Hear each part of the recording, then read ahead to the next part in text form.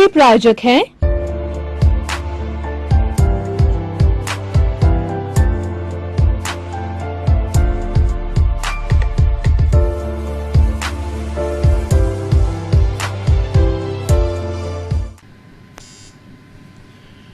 दर्शकगण, श्रोतागण, भाई और बहनों, चैनल 24 न्यूज प्लस के खास विशेष शिक्षाप्रद जीवनोपयोगी पुनरुत्थान कार्यक्रम में आप सभी का हार्दिक स्वागत है, अभिनंदन है, सत्कार है।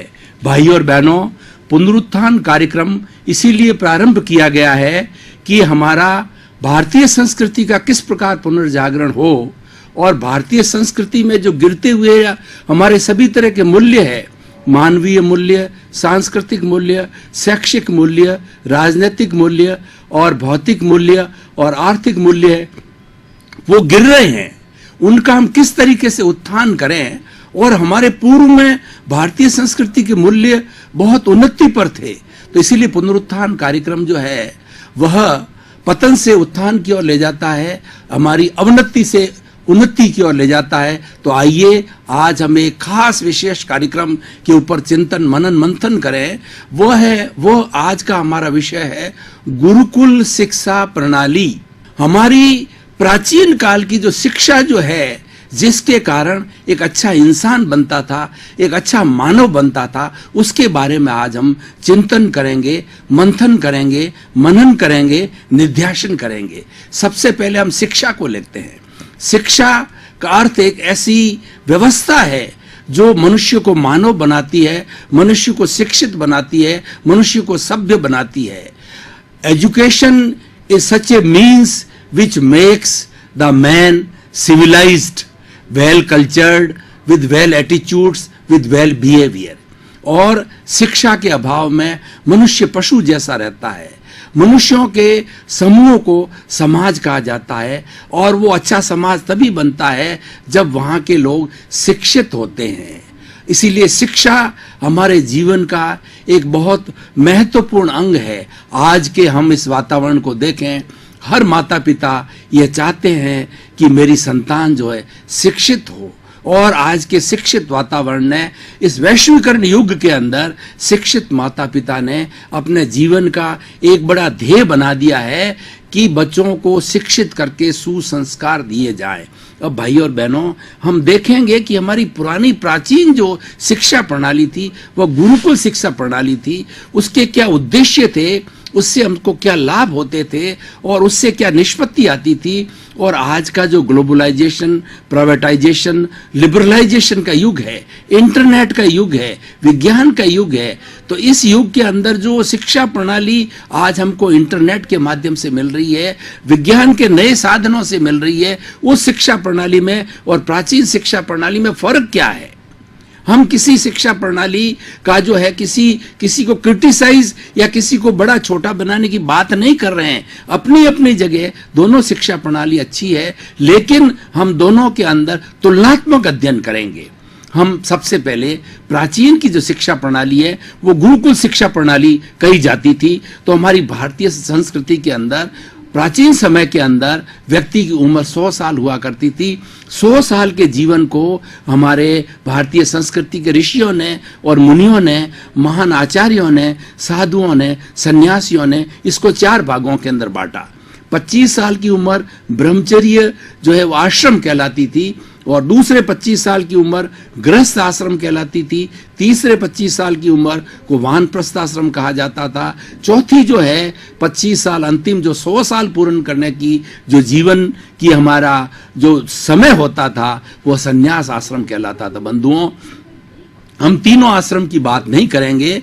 हमारा जो आज विषय है उसका पहला जो ब्रह्मचर्य आश्रम है, और उस ब्रह्मचर्य आश्रम के अंदर 25 वर्ष के अंदर जो 4 वर्ण बनाए थे हमारे संस्कृति के, कि ब्राह्मण, क्षत्रिय, वैश्य और शूद्र, ये चारों तरह के वर्ण के लोगों की अलग अलग जो है कार्य प्रणाली हुआ करती थी।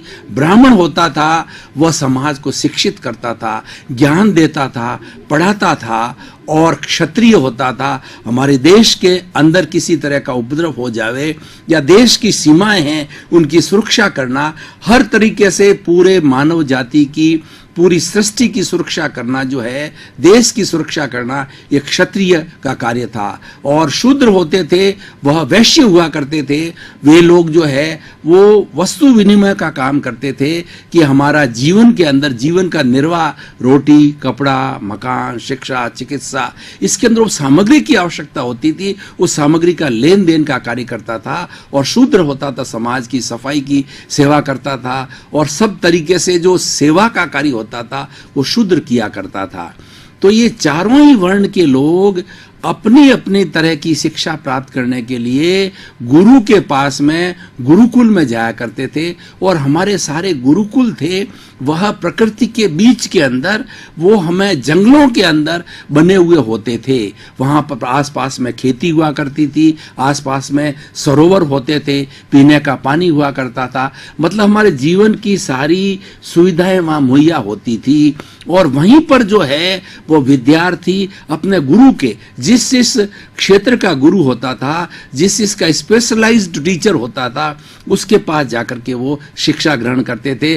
ब्राह्मण लोग जो है वो ब्राह्मण गुरु के पास जाते थे, क्षत्रिय होते थे वो क्षत्रिय गुरु के पास में तीर, भाला, कटार, इस तरीके की जो सीखने के लिए वो जाया करते थे। और वैश्य लोग जो है वैश्य प्रकार के गुरु के पास जाया करते थे। अब उस गुरुकुल प्रणाली के अंदर सबसे बड़ी बात क्या थी कि जो शिक्षक होता था, जो गुरु होता था, वो पूर्ण चरित्रवान होता था। चरित्र के लिए कहा गया है कि if wealth is lost, nothing is lost, if health is lost, something is lost, and if character is lost, everything is lost. हमारी भारतीय संस्कृति के अंदर गुरुकुल शिक्षा प्रणाली में सबसे ज्यादा जो महत्व दिया गया है कि व्यक्ति का चरित्र ऊंचा हो। गुरुकुल प्रणाली में पढ़ने वाला छात्र जो है अच्छे चरित्र का हो। उसका अच्छा चरित्र कब होता है? उसके अंदर चोरी की आदत न हो, उसमें जारी की आदत न हो, उसमें झूठ की आदत न हो, उसमें हिंसा करने की आदत न हो। वो चरित्रवान व्यक्ति होता है। और खुले खुले शब्दों में बात करें, ऐसे व्यक्ति का निर्माण करना जो कि समाज के किसी व्यक्ति को कष्ट न दे, दुख न दे। बंधुओं, एक अच्छे इंसान का निर्माण करना गुरुकुल प्रणाली का उद्देश्य होता था।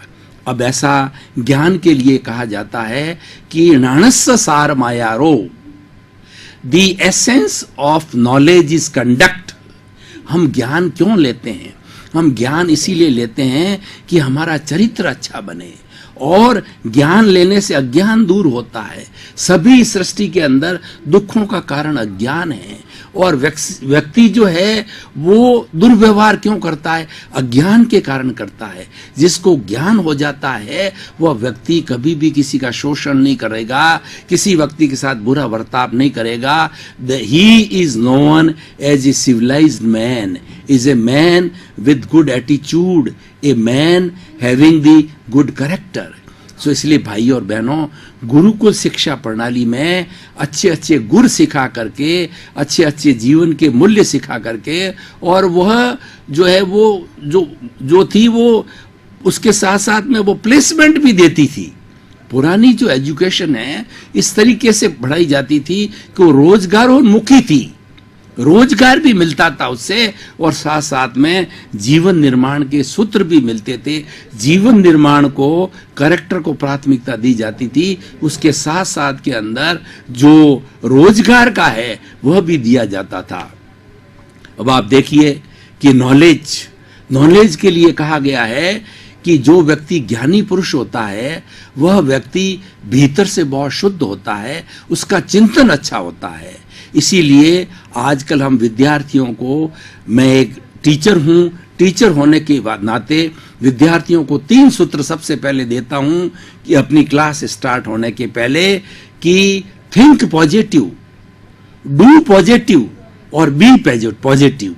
भाई और बहनों, दर्शकगण, श्रोतागण, अगर व्यक्ति के विचार अच्छे हैं तो वह व्यक्ति डेफिनेटली अच्छा बनेगा। क्यों कि जिसका भाव अच्छे हैं उसके विचार अच्छे हैं, जिसके विचार अच्छे होंगे उसका व्यवहार अच्छा होगा, जिसका व्यवहार अच्छा होगा उसका व्यक्तित्व अच्छा होगा। इसलिए हमारी पुरानी शिक्षा प्रणाली भाव शुद्धि की शिक्षा प्रणाली थी। भावों को शुद्ध करने के लिए प्रयोग कराए जाते थे, उनको आसन कराया जाता था, उनको प्राणायाम कराया जाता था, यम के बारे में बताया जाता, अहिंसा, सत्य, चौर्य, ब्रह्मचर्य, अपरिग्रह, ये कॉमन हर विद्यार्थी को अपने अपनी लाइन के साथ साथ में पढ़ाया जाता था। और उसके बाद में नियम बताए जाते थे कि हमारे शरीर के अंदर बाहर की शुद्धता आनी चाहिए, भीतर की शुद्धता आती है। भीतर की शुद्धता का मतलब ये है कि हमारे भीतर नेगेटिव थॉट्स नहीं होने चाहिए।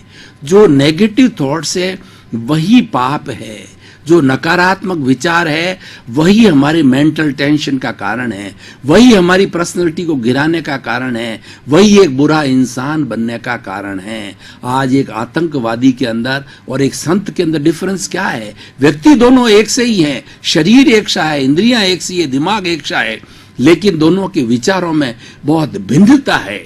आतंकवादी के मन में 24 घंटे विचार हिंसा के चलते हैं, और संत महात्मा पुरुष या अच्छा सिविलाइज्ड व्यक्ति होगा वो हर वक्त चिंतन करेगा कि जगत का कल्याण हो, मेरा जीवन किस तरीके से मैं भाइयों की सेवा में लगाऊं, समाज की सेवा में लगाऊं। इसलिए भाई और बहनों, दर्शकगण, श्रोतागण, हमारी गुरुकुल प्रणाली इतनी सुंदर प्रणाली थी कि वहाँ से 25 साल की अवस्था में शिक्षा ग्रहण करके हर विद्यार्थी जो इतना अच्छा बन करके आता था कि वो समाज के अंदर किसी भी तरह की बुराई न तो फैलाता था और न पनपने देता था। अब हम आज के सिनेरियो की बात करें, आज का युग वैश्वीकरण का युग है। आज पूरा विश्व एक वसुधैव कुटुंबकम बन गया है। हम वैश्वीकरण को दो भागों में बांटते हैं कि हमारे ऋषियों मुनियों ने, हमारे पूर्वजों ने हजारों साल पहला वेदों के अंदर वसुधैव कुटुंबकम की अवधारणा आती है। वसुधैव कुटुंब का मतलब यह है कि ये सारा जो संसार है वो वसुदेव का है, ईश्वर का है, and we all are the sons and the daughters of the God. हम एक परम पिता परमेश्वर की सब संतान हैं, आपस में भाई बहन हैं। इसीलिए में भाईचारा रखना चाहिए, एक दूसरे से अच्छा व्यवहार करना चाहिए। उसको आज विज्ञान ने ठीक उसको ग्लोबलाइजेशन के अंदर बदला है। उन्होंने विज्ञान के तरीके से जो है सारे विश्व को एक सूत्र में बांध लिया है। आज सैटेलाइट के माध्यम से पूरे विश्व के 200 देश जुड़े हुए हैं, और सैटेलाइट से सारा संसार ग्लोबलाइज्ड हो गया है।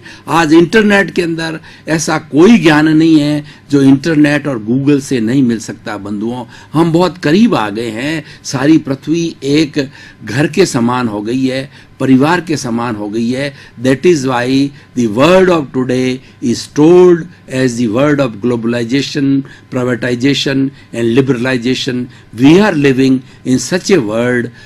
When we are living in this world, we are to act accordingly.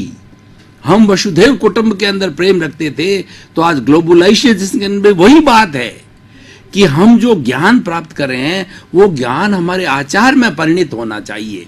आज की शिक्षा प्रणाली में आप देखिए बौद्धिक ज्ञान बहुत बढ़ गया है, और शिक्षा की इतनी विधाएं खुल गई है कि जिसका कोई उसको गिनना भी बहुत मुश्किल है। पहले लिमिटेड शिक्षा हुआ करती थी, तो इतनी ब्रांचेज आ गई है कि उनको गिनना ही मुश्किल है। परंतु भाई और बहनों, दर्शकगण, श्रोतागण, ये जो ज्ञान है जो हमको पुस्तकों से मिलता है ये बुद्धि का ज्ञान है। लेकिन बुद्धि के ज्ञान के आगे एक विजडम होती है, वो प्रज्ञा होती है, वो इंटेलेक्चुअल होया करता है। वो इंटेलेक्चुअल के अंदर व्यक्ति जो है वो कभी भी अहंकारी नहीं हो सकता। एक बुद्धि के स्तर पर ज्ञान लेने वाला, तोता रटंत करने वाला, पुस्तकीय ज्ञान करने वाला अहंकारी हो सकता है, लेकिन एक स्थित प्रज्ञ, एक प्रज्ञा पुरुष, प्रज्ञा पुंज जो प्रज्ञा के जगत के अंदर काम करता है, इंट्यूशनल पावर के अंदर चला जाता है, वह कभी भी अहंकारी नहीं हो सकता है। भाई और बहनों, काफी समय से हमारी गुरुकुल शिक्षा प्रणाली के मेरिट्स और डीमेरिट्स पर हमने बात किया।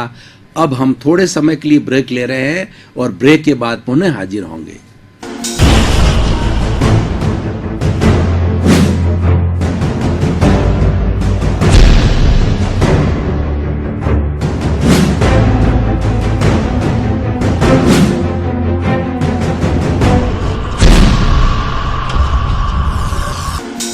हम ब्रेक लेने के बाद में फ्रेश हुए और पुनः एक शिक्षाप्रद हमारी भारतीय संस्कृति के एक महनीय कार्यक्रम को हम पुनः आगे बढ़ा रहे हैं।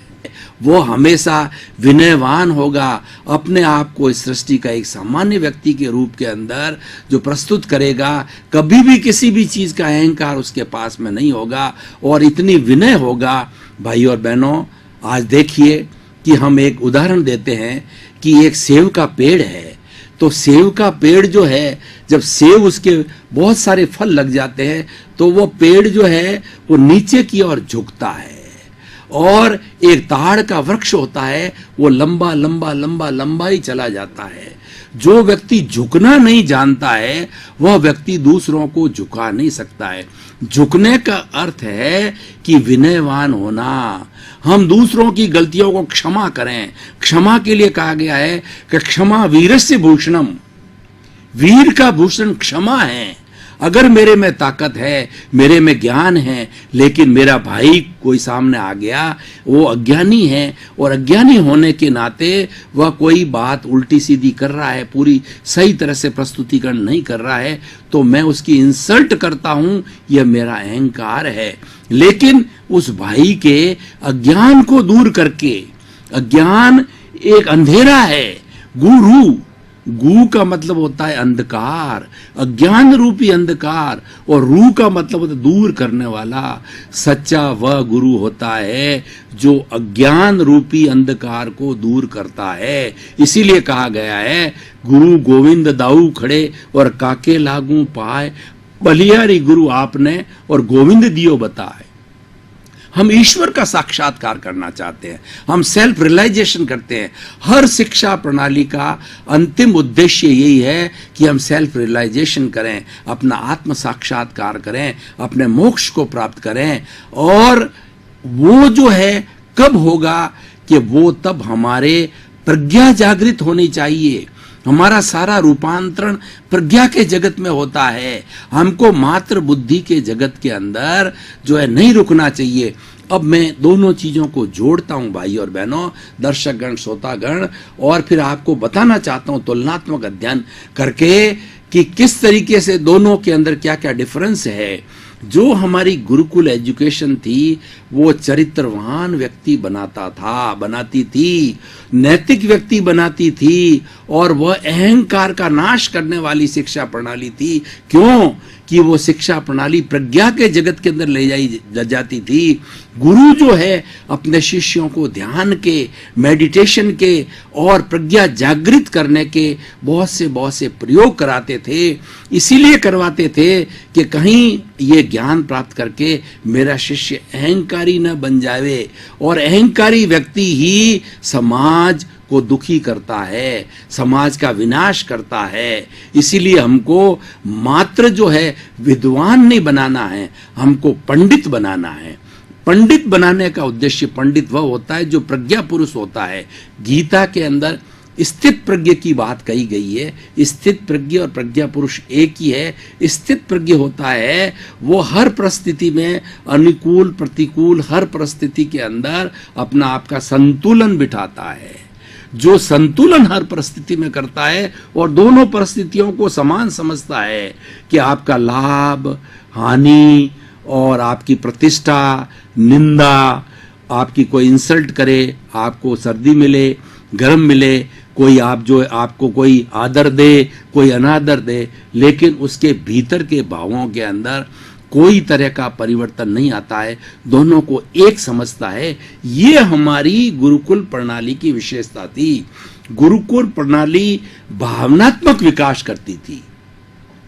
भावनात्मक विकास प्रज्ञा के जगत में होता है, और भावनात्मक विकास का अर्थ है कि ऐसा इंसान का निर्माण करना जिसमें क्रोध, मान, माया, लोभ, ईर्ष्या, मत्सर, जितने भी नेगेटिव थॉट्स है, जितने भी ये पापकारी प्रवृत्तियां हैं, जितनी ये हिंसाकारी प्रवृत्तियां हैं, ये विनाशकारी प्रवृत्तियां हैं, उन प्रवृत्तियों का नाश करना गुरुकुल प्रणाली का उद्देश्य था। लेकिन आज ज्ञान उससे कई गुना बढ़ गया है, लेकिन वह ज्ञान हमारे बुद्धि के जगत पर आकर टिक गया है। लोग शास्त्र पढ़ लेते हैं, शास्त्र रट लेते हैं, शास्त्र नए नए सृजन कर लेते हैं और अच्छी परिभाषा कर लेते हैं, अच्छी अभिव्यक्ति करते हैं, लेकिन भीतर में उनका चरित्र देखें, उसकी कथनी और करनी में बहुत अंतर आता है। There is much difference in doing and saying, that means there is a lot of difference in the behaviour and character. बंधुओं, तो व्यक्ति का ये कर्तव्य बनता है, सिविलाइज्ड व्यक्ति का, शिक्षित व्यक्ति का, कि व्यक्ति जो बात कहे वह जीवन में भी धारण करे, जीवन में भी उतारे। इसलिए हमारे जितने जितने आज से 50 साल पूर्व जाइए, चाहे राजनेता है, चाहे ऋषि है, और आज का जो सिनेरियो है ना, कि इतने इतने बड़े जो बाबा लोग जो हैं, आज कितने कितने बाबा लोगों का भंडाफोड़ हो रहा है। आज ही मैं पढ़ रहा था कि गर्भपात करने का एक अस्पताल डेरा वाला बाबा के यहाँ मिला। भाइयों और बहनों, बाबा किसे कहते हैं, महात्मा किसे कहते हैं, जो कंचन कामिनी से दूर होता है।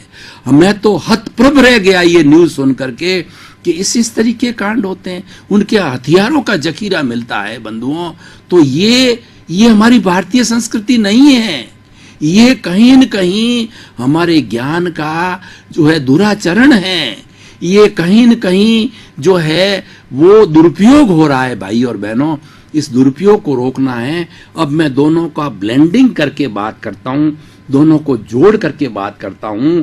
मेरे वक्तव्य का भाई और बहनों, इस पुनरुत्थान कार्यक्रम का ये उद्देश्य नहीं है कि किसी को नीचा दिखाया जाए, किसी का अनादर किया जाए। हम तो मेरिट्स और डीमेरिट्स रखते हैं, और हम दर्शकगण, श्रोतागण, भाई और बहनों, आपके सामने ये रखते हैं हम ज्ञेय का क्या हम करते हैं। ज्ञेय का मतलब है हर अच्छाई बुराई को जानो, लेकिन आपके अंदर पुनरुत्थान कार्यक्रम जो है चैनल 24 न्यूज प्लस ने ये लंबे समय से चला रहे हैं, ये प्रज्ञा को जागृत करने का कार्यक्रम है कि आप हेय और उपादेय को समझिए, आप अपना विवेक जागृत कीजिए। विवेक वह होता है, विवेके धम्ममाइये, विवेक ही धर्म है। धर्म की सबसे संक्षिप्त और अच्छी परिभाषा यह दी गई है कि विवेके धर्ममाइये, विवेक ही धर्म है। अपने हेय और उपादेय को जो है आप अप्लाई करिए। आपके सामने कोई चीज आई है तो उसका एग्जामिनेशन करिए, उसको जज पॉइंट व्यू से परखिए कि ये चीज सही है या गलत है। जो चीज गलत है उसको छोड़ दीजिए, और जो चीज अच्छी है वह ग्रहण कर लीजिए। हंस क्या करता है भाइयों और बहनों, हंस के सामने जो मोती भी होते हैं और दाने भी कंकर भी होते हैं, वो कंकर को छोड़ देता है और मोती ग्रहण कर लेता है। इसलिए भाई और बहनों, दोनों शिक्षा प्रणाली को मैं जोड़ करके ये बताता हूं कि शिक्षा प्रणाली ऐसी होनी चाहिए जो भावनात्मक विकास करे, उस व्यक्ति का आचरण अच्छा हो। आज के युग को हम देखें कि एक जज पूजनीय होता है। बाबा लोगों की हमने बात कही आपको, साधु संतों को ऐसे घृणित कार्य जो कि श्रद्धा के पात्र हैं, इसी से श्रद्धा विचलित होती है। और अब आप देखिए कि एक जज होता है, वो जज क्यों भ्रष्टाचार करता है, एक वकील क्यों सुसाइड करता है, एक इंजीनियर, एक डॉक्टर जो है वो क्यों गलत कार्य करता है। क्यों? वो तो पूर्ण शिक्षित है, वो तो वेल एजुकेटेड पर्सन है, उसको इतनी उच्च शिक्षाएं दी गई है और इतना उसने ज्ञान लिया है, लेकिन कारण क्या है कि वो प्रज्ञा के जगत में नहीं गया। ये हमारी शिक्षा अधूरी है। तो मैं इस पुनरुत्थान कार्यक्रम से भाई और बहनों, दर्शकगण, श्रोतागण, ये निवेदन करना चाहूंगा, ये रिकमेंड करना चाहूंगा कि हमारी वर्तमान की जो शिक्षा प्रणाली, विज्ञान की शिक्षा प्रणाली है, जिसके अंदर बहुत से सब्जेक्ट आ गए हैं, तो उसके अंदर हमारी गुरुकुल शिक्षा प्रणाली और भावनात्मक विकास, चरित्र का विकास हो, व्यक्ति जो है मूल्यों की तरफ डाइवर्ट हो, व्यक्ति उस शिक्षा से मूल्य ग्रहण करे और अपने जीवन में उतारे, जीवन में उतार करके और चरित्र के अनुरूप जो है कार्य करना एक महान कार्य होता है। और शिक्षा का उद्देश्य यही होता है कि व्यक्ति के अंदर परिवर्तन लाया जाए। शिक्षा एक ऐसी चीज है जो बड़े से बड़े अपराधी के अंदर परिवर्तन ला सकता है। हमारे पुराने उदाहरण को देखिए, तुलसीदास जी, वाल्मीकि, ये बड़े बड़े डाकू थे, लेकिन उनको सत्पुरुषों की सत्संग मिली, सत्पुरुषों का सानिध्य मिला, चारित्रवान गुरुओं का सानिध्य मिला और उन्होंने जीवन की सच्चाई को उनके सामने रखा, उनका हृदय परिवर्तन किया। अब तुम खुद जजमेंट करो कि मनुष्य जीवन का सार किसमें है। तो उन्होंने अपने गुरु की शिक्षा को धारण किया और वो बड़े बड़े डाकू जो है, वो बड़े बड़े जो वाल्मीकि जी ने जो रामायण लिखी, तुलसीदास जी ने, कितने दोहे प्रसिद्ध हैं, ऐसा एक नहीं अनेकों उदाहरण हमारी भारतीय संस्कृति के अंदर मिलते हैं। भाइयों और बहनों, आज प्रेजेंट सिनेरियो को भी हम देखें और हम जेल के अंदर जाएं, मैं जेल में गया हुआ हूं, जेल में जाकर के उन भाइयों से खुल करके हमने कैदियों से बात की, हमने मेडिटेशन कराया, मेडिटेशन किए, प्रयोग करा के उनका हृदय परिवर्तन किया, उनको प्रज्ञा के जगत के अंदर ले गए। तो उन्होंने महसूस किया कि हम भी एक अच्छे इंसान का जीवन जीना चाहते हैं, हमारे भी बाल बच्चे हैं, उन बाल बच्चों के साथ रह करके इज्जतदार एक जीवन जीना चाहते हैं। तो उन्होंने बंधुओं वो प्रयोग किए और ऐसे बहुत से उदाहरण हैं कि वो अपराधी जो है वो अच्छे व्यक्ति में रूपांतरण हो गए।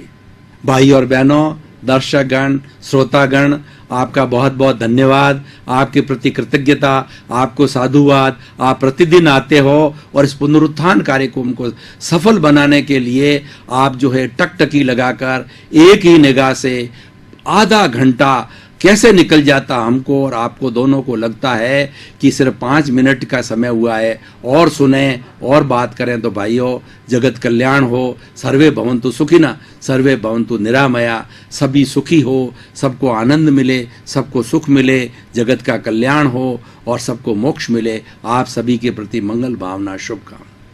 कार्यक्रम के प्रायोजक हैं